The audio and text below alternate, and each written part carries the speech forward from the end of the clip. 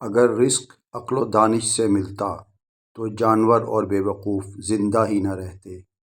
ہر چیز کا ایک بیج ہوتا ہے اور دشمنی کا بیج مذاق کرنا ہے۔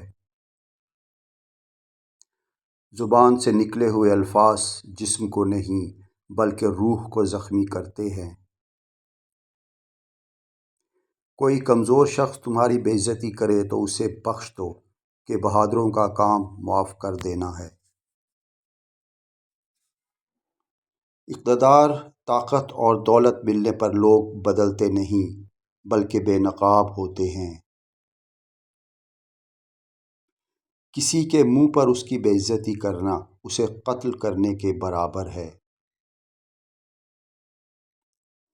انسان مکان بدلتا ہے، رشتے بدلتا ہے، دوست بدلتا ہے، لیکن پھر بھی دکھی رہتا ہے کیونکہ وہ اپنا رویہ نہیں بدلتا۔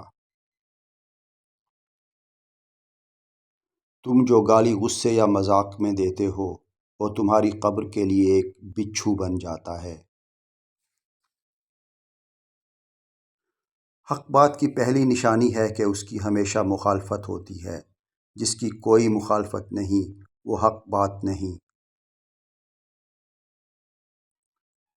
پریشان مت ہوا کرو، ٹھوکر انہیں ہی لگتی ہے جنہیں اللہ تھامنا چاہتا ہو۔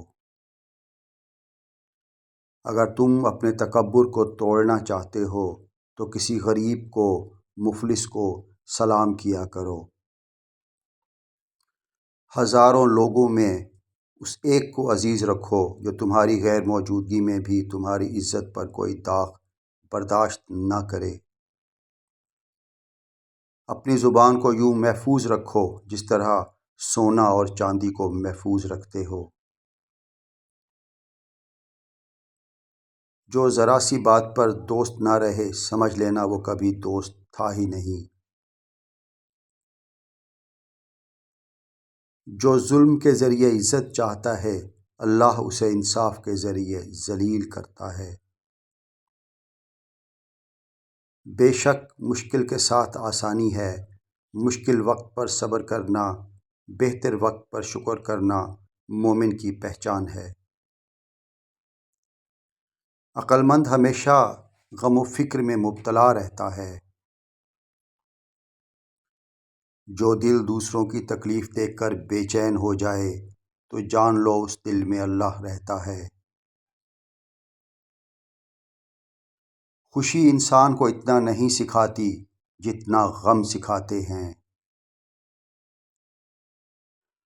خوبصورت چہرہ بھی بوڑھا ہو جاتا ہے، پرکشش جسم ایک دن ڈھل جاتا ہے، لیکن ایک اچھا انسان ہمیشہ اچھا انسان ہی رہتا ہے۔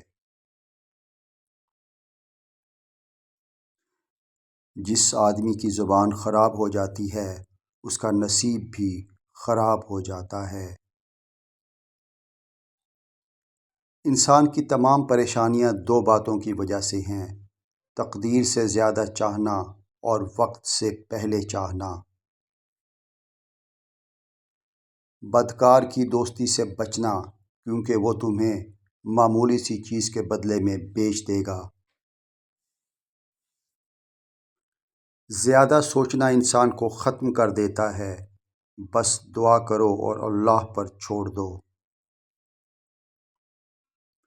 غیبت کرنا کمزور آدمی کی آخری کوشش ہوتی ہے۔